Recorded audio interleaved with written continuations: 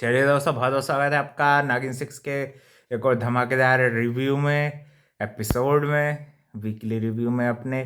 और सबसे पहले भाई बता दूं कि जैसा मैंने आप लोगों को बताया था कि प्रार्थना जो रहती है वो उसकी तलाश में, शेषनाग की तलाश में जाती है कि कौन है वो शेषनाग। और वो मंदिर के अंदर एंटर करती है। वहाँ पे उसको वासुकी नाग बताते हैं कि आपकी मदद सिर्फ शेषनाग ही कर सकते हैं। और जैसा कि प्रीवियस एपिसोड में बताया था मैंने कि शेषनाग ने पहले ही बता चुके हैं प्रथा को कि मैं नया रूप लेके मैंने वंश को छोड़ दिया है ना। और भाई वो फिर मस्त अच्छा सॉन्ग बजता है ब्रह्मास्त्र का। और भाई फिर रिवील होता है कि वो रघुवीर ही रहता है जिसने भाई सबकी बैंड बजाई थी। फिर भाई रघुवीर क्या काम करता है, वो महक को भी उसकी जगह पे कोप ग्रह में फेंक देता है। वहां पे वहां पे वो उसको भी फेंक देता है। यहाँ से भाई कोई निकल ही नहीं सकता, महक को भी फेंक देता है। और फिर भाई वो अपनी शक्तियों को पहले तो पहचानता नहीं है, और पहले वो इनकी बातों को मानता भी नहीं है कि मैं शेषनाग हूँ। सब इसको प्रणाम करते हैं। तो फिर धीरे धीरे करके उसको वासुकी नाग बताते हैं कि आपको इनको रियलाइज कराना पड़ेगा, तभी एहसास कराना होगा कि यही शेषनाग है। और भाई पहली बार वो शक्तियाँ यूज़ करता था, वो बेहोश भी हो जाता है। बच्चों को बचाने के चक्कर में उसको अपनी शक्तियों का एहसास होता है भाई। और फिर जो ये प्रथा रहती है वो भाई, फिर हम नेक्स्ट एपिसोड में देखते हैं कि भाई प्रथा जो रहती है ना, वो भी ये प्रार्थना जो रहती है मतलब वो सीमा को भी मार देते हैं। फिर ये दोनों साथ मिलके, और जो रघुवीर रहता है फिर धीरे धीरे उसको अपनी शक्तियों का रियलाइज़ होता है और वो मानते हैं। फिर दोनों भाई साथ में बैठ के पूजा करते हैं और दोनों की शादी हो जाती है। फिर भाई हमारी कहानी जो रहती है सब कुछ बैक टू नॉर्मल अच्छा चलने लगता है।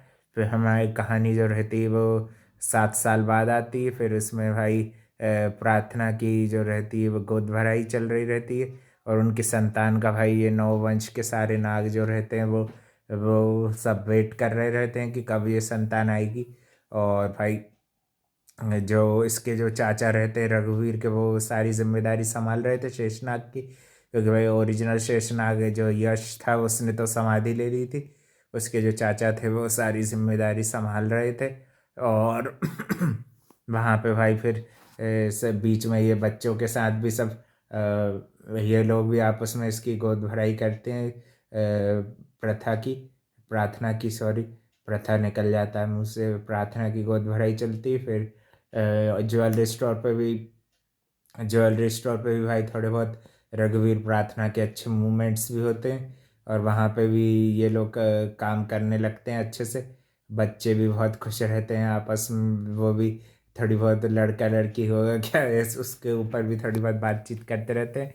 और भाई फिर एक अनजान शक्ति जो रहती है वो इसको रोक लेती है, प्रार्थना को जो रहती है रोक लेती है। और भाई जो यदुवीर जो रहता है, जो एपिसोड 1 में ये रहता है, ये नागमणि लेके जा रहा रहता है। तो ये यदुवीर जो रहता है वो यति को भेजता है। यति और यति से लड़ने में भाई रघुवीर और प्रार्थना दोनों मिलकर यति की बैंड बजा देते हैं और यदुवीर को भी मार डालते हैं और उससे वो 9 मणियाँ छीन लेते हैं।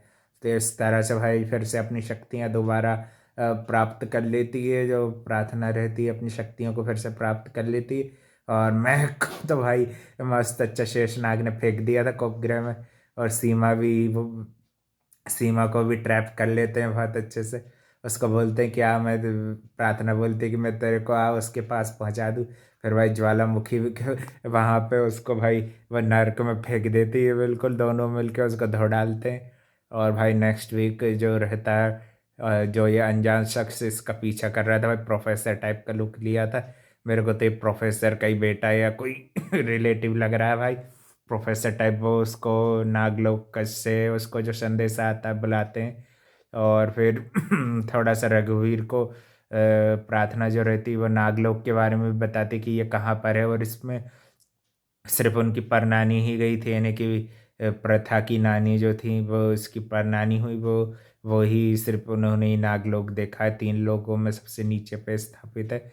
वहाँ से भाई इसको कुछ संदेशा आता है और भाई कहानी आगे बढ़ चुकी है हमारी 7 साल आगे।